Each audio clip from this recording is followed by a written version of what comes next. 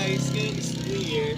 So ngayon ay tayo ay mag-iikot-ikot sa Pangasinan. At isa sa pinakamagandang resort or beach house dito sa Tungol is ang Nabua Beach Resort. At makikita natin dito sa bandang harap natin ang pinakamahabang white beach dito sa Tundol.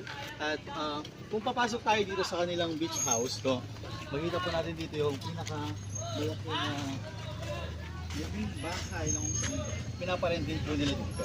So, ang Nabua Beach Resort ay nagpapaabil sila ng mga